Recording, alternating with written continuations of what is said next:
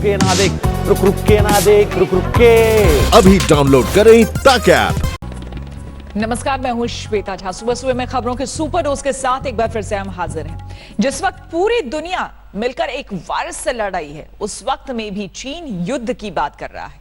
चीन के राष्ट्रपति शी जिनपिंग ने अपनी सेना को युद्ध के लिए तैयार रहने को कहा है, वो भी तब जबकि लद्दाख में सीमा पर चीन और भारत की सेनाएं आमने सामने हैं।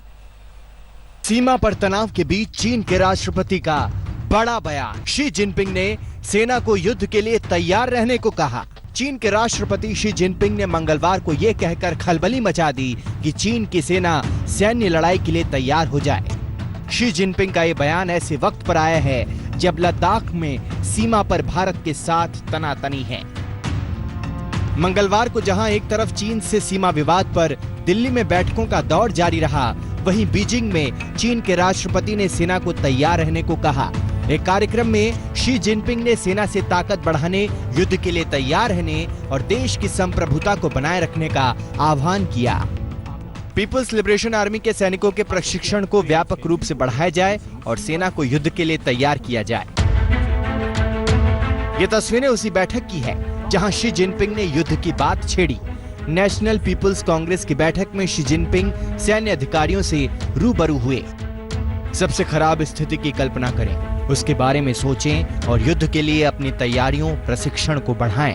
तमाम जटिल परिस्थितियों से तुरंत और प्रभावी तरीके से निपटें। साथ ही पूरी दृढ़ता के साथ राष्ट्रीय संप्रभुता, सुरक्षा और विकास संबंधी हितों की रक्षा करें।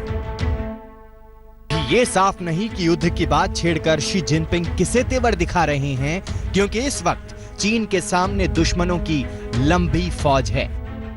कोरोना को लेकर चीन की अमेरिका से तनातनी चल रही है। हांगकांग और ताइवान के मुद्दे पर भी वो घिरा हुआ है। भारत के साथ सीमा पर भी चीन के सैनिकों का टकराव बढ़ रहा है। इधर शी जिनपिंग अपनी सेना को तैयार रहने के लिए कह रहे हैं, उधर चीन से निपटने के लिए भारत ने भी तैयारियां तेज कर दी हैं। कल प्रधानमंत्री मोदी ने रक्षा मंत्री, तीनों सेनाओं के प्रमुख, राष्ट्रीय सुरक्षा सलाहकार और चीफ ऑफ डिफेंस स्टाफ के साथ बैठक की। सूत्रों की माने तो बैठक में तय किया गया कि अगर चीन कूटनीति की भाषा समझ लेता है तो ठीक, वरना उसे जो भाषा समझ में आती है उसी भाषा में मुंहतोड़ जवाब दिया जाएगा। बैठकों का दौर आज भी जारी रहेगा। आज आर्मी चीफ के साथ सेना कमांडरों की बैठक होने जा रही है। बैठक में चीन के खिलाफ रणनीति बनाई जाएगी। ऐसे वातावरण के अंदर संयम की, धैर्य की और सूझबूझ की जरूरत है, और ये तीनों चीज हमारे प्रधानमंत्री जी के अंदर हैं। ये तीनों चीज इस सरकार के अंदर हैं, और हमारी सरकार अपनी सेनाओं के साथ बहुत अच्छे तरीके से इस सिचुएशन के साथ डील करेंगी। सवाल यह है कि क्या कोरोना पर घिरा चीन पूरी दुनिया का ध्यान भटकाने के लिए युद्ध जैसी बात कर रहा है? खैर, चीन की चाल जो भी हो, भारत उसे हर तरह का जवाब देने के लिए तैयार है। गौरव सावंत के साथ दिल्ली से मंजीत नेगी, आज तक। और खबर कोलकाता से, जहां पर बिजली की सप्लाई को लेकर दो पक्षों में झड़प हो गई। दोनों एक दूसरे पर पथराव करने लगे। तस्वीरें आपके सामने हैं, जब मौके पर विधायक अब्दुल खालिक पहुंचे तो वो भी बीच बचाव के दौरान घायल हो गए। भीड़ को काबू में करने के लिए पुलिस ने बल प्रयोग भी किया। पथराव के जवाब में पुलिस ने भी पथराव किया। बताया जा रहा है कि इस इलाके में बिजली आने और एक में नहीं आने से लोगों का गुस्सा फूटा। तो आपको बता दें, अम्फान तूफान की वजह से वैसे ही कई इलाकों में बिजली आपूर्ति को लेकर परेशानी हो रही है, और यहां पर दो गुटों में इसलिए पथराव हुआ क्योंकि एक इलाके में बिजली आ रही थी, एक में नहीं आ रही थी, और इसी बीच दो गुट आपस में भिड़ गए। अब बात महाराष्ट्र में राजनीति, जो कि रेल को लेकर हो रही है। जी हाँ, महाराष्ट्र में कैसे राजनीति की रेल दौड़ रही है, पूरी सियासी कहानी आपको बताएं, लेकिन उससे पहले कल रात की जरा तस्वीर देख लीजिए। कल रात मुंबई के लोकमान्य तिलक टर्मिनस पर मजदूरों की जबरदस्त भीड़ की तस्वीरें देखी गई। सैकड़ों नहीं बल्कि हजारों की संख्या में यहां पर मजदूर जुटे थे।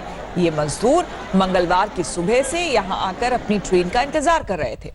रात तक हजारों की भीड़ के साथ टर्मिनस के बाहर सोशल डिस्टेंसिंग की धज्जियां उड़ती हुई देखी गई।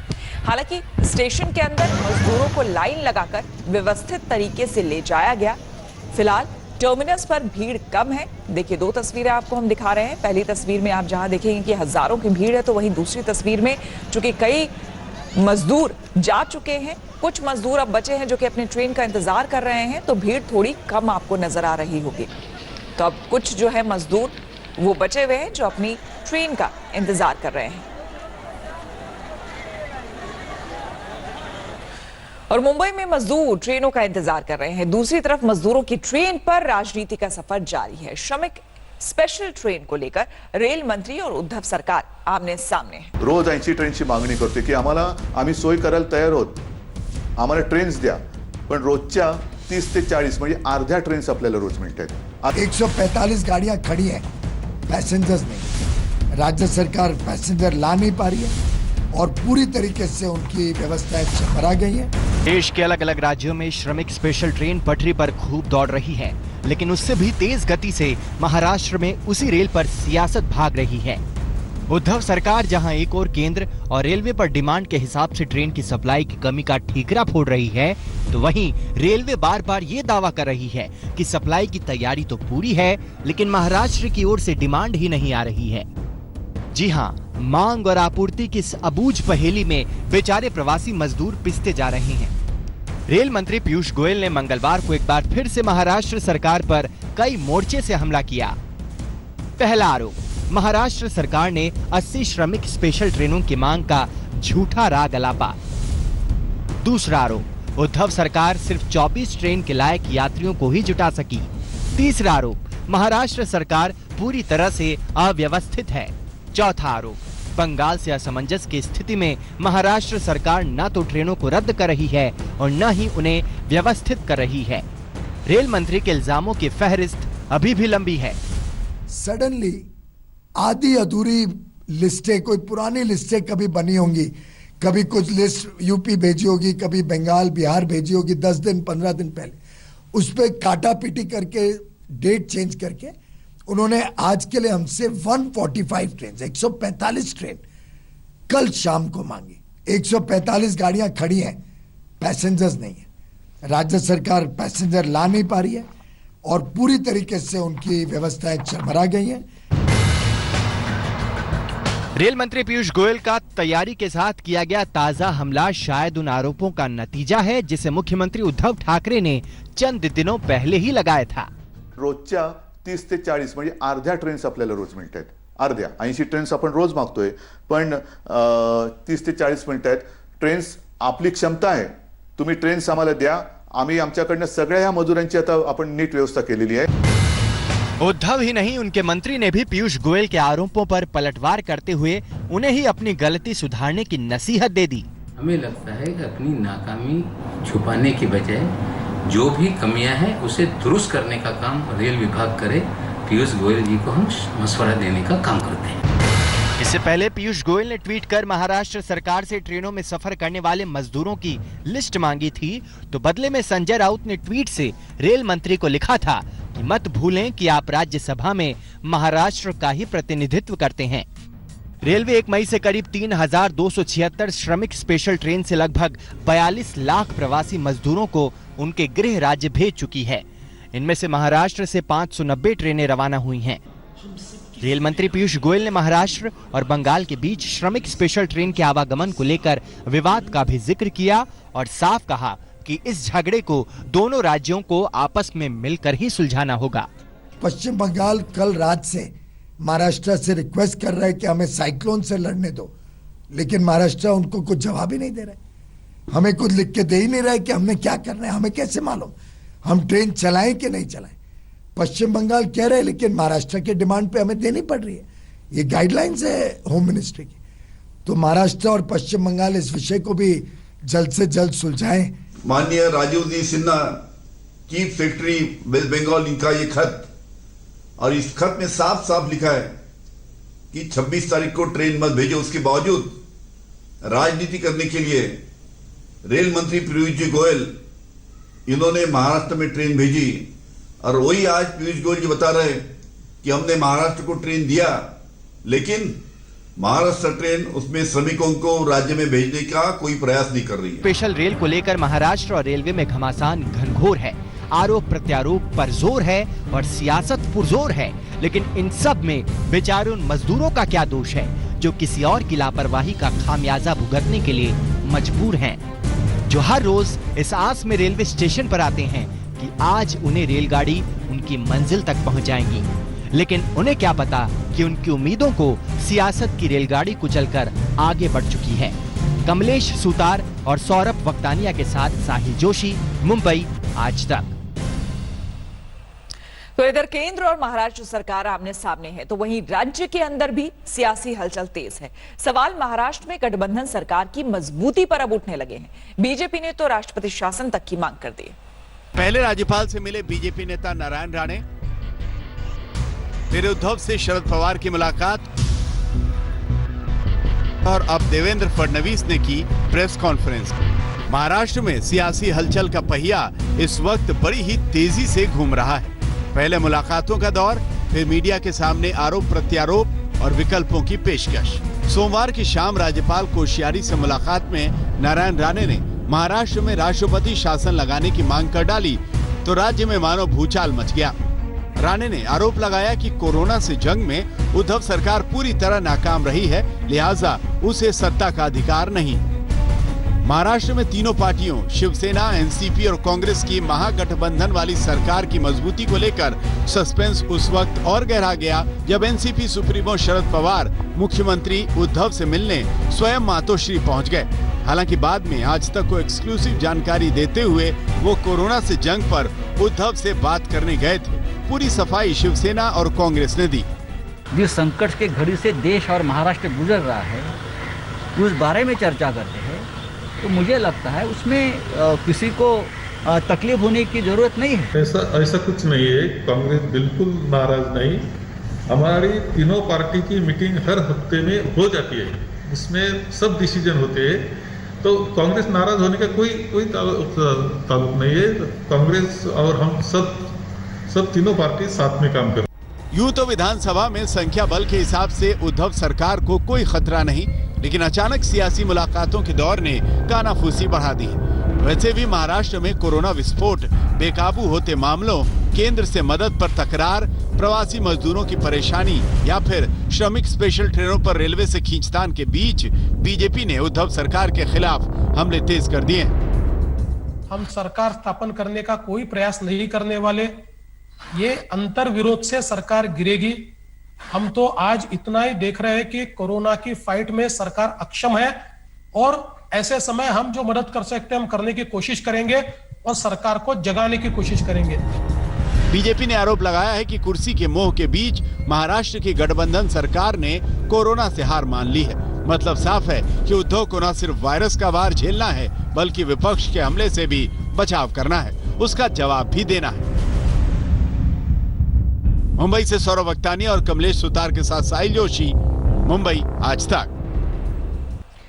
दरअसल कोरोना महाराष्ट्र में काल बनकर टूट पड़ा है। बीते 24 घंटे में 97 मरीजों की मौत कोरोना से हो चुकी है, जो एक दिन में मौत का सबसे बड़ा आंकड़ा है। महाराष्ट्र में कोरोना का आंकड़ा 54,000 को पार कर गया है, जबकि मुंबई में संक्रमण और मौतों का आंकड़ा डराने लगा है। महाराष्ट्र इस वक्त सबसे बड़े कोरोना संकट के दौर से गुजर रहा है। वायरस ने राज्य पर सबसे बड़ा अटैक किया है। लॉकडाउन और तमाम कड़े नियमों के बावजूद कोरोना वायरस तेजी से महाराष्ट्र को अपनी गिरफ्त में लेता जा रहा है। राज्य में तेजी से भागता कोरोना मीटर मंगलवार को दहशत भरने लगा। बीते 24 घंटे में महाराष्ट्र में कोरोना ने 97 लोगों की जिंदगी छीन ली, जो एक दिन में मौतों का सबसे बड़ा आंकड़ा है।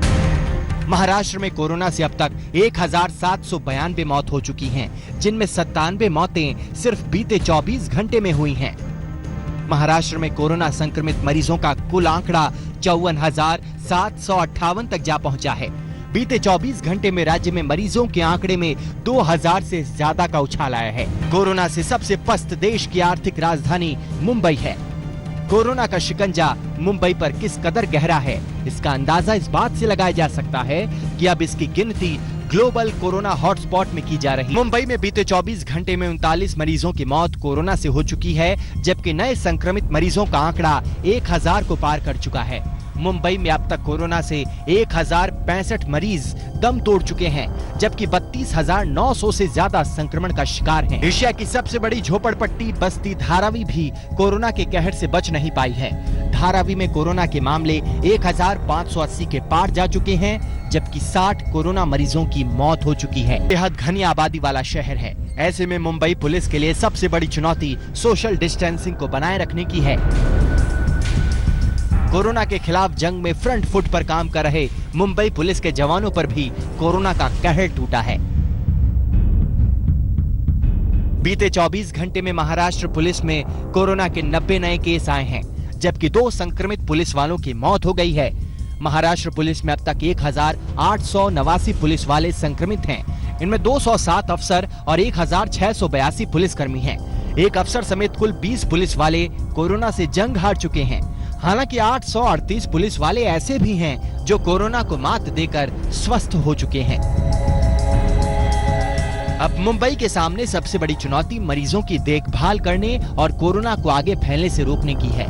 देखना है कि उद्धव सरकार इस महामारी पर कैसे काबू पाती है। साहिल जोशी, मुंबई, आज तक। और क्या महाराष्ट्र में गठबंधन सरकार में सब कुछ ठीक ठाक है? अब ये बड़ा सवाल सामने आ गया है। ये सवाल इसलिए भी उठने लगे हैं क्योंकि कल राहुल गांधी ने ये कहा कि महाराष्ट्र में कांग्रेस सिर्फ सहयोगी है, वो फैसले लेने की भूमिका में नहीं है। But we are not the key decision maker in Maharashtra. We are the key decision maker in Punjab. We are the key decision maker in Chhattisgarh, in Rajasthan, in Pondicherry. So there is a difference between running a government and supporting a government. However, Maharashtra is struggling because of the nature of its connectivity. And Maharashtra is one of the most important assets, frankly. जो राहुल गांधी जी ने बयान दिया है कि महाराष्ट्र में कांग्रेस की सरकार नहीं है, उनका बयान बिल्कुल दुरुस्त है। महाराष्ट्र में कांग्रेस की सरकार नहीं, महाराष्ट्र विकास आघाड़ी की सरकार है। 3 पार्टियों की सरकार है और तीनों पार्टी एकजुट है, काम कर रही है और महाराष्ट्र की जनता की सेवा कर रही है। कोरोना काल में भी हम मुकाबला करने का काम कर रहे हैं। और आपको बता दें कि कोलकाता में बिजली की सप्लाई को लेकर 2 पक्षों में झड़प हो गए। दोनों एक दूसरे पर पथराव करने लगे। जब मौके पर विधायक अब्दुल खालिक पहुंचे तो भी वहां पर इसी तरह का माहौल था। हालांकि बीच बचाव उन्होंने करने की कोशिश की, जिस दौरान वो घायल भी हो गए। भीड़ को काबू में करने के लिए पुलिस ने बल प्रयोग किया। पथराव के जवाब में पुलिस ने भी पथराव किया। बताया जा रहा है कि एक इलाके में बिजली आने और एक में नहीं आने को लेकर यहां पर गुस्सा फूट पड़ा, जिसके बाद दोनों ही पक्ष आपस में भिड़ गए। ये तस्वीरें आपके सामने हैं। अम्फान तूफान के बाद कई इलाकों में बिजली की आपूर्ति नहीं हो पा रही है सही ढंग से। इसी वजह से एक इलाके में बिजली आने और एक में नहीं आने की वजह से 2 पक्ष आपस में भिड़ गए। नमस्कार, मैं हूं अंजना ओम कश्यप। हमें उम्मीद है ये वीडियो आपको पसंद आया होगा। लेटेस्ट खबरों के लिए यूं ही देखते रहिए आज तक, और इस वीडियो के पसंद आने पर लाइक, शेयर एंड सब्सक्राइब करना ना भूलें।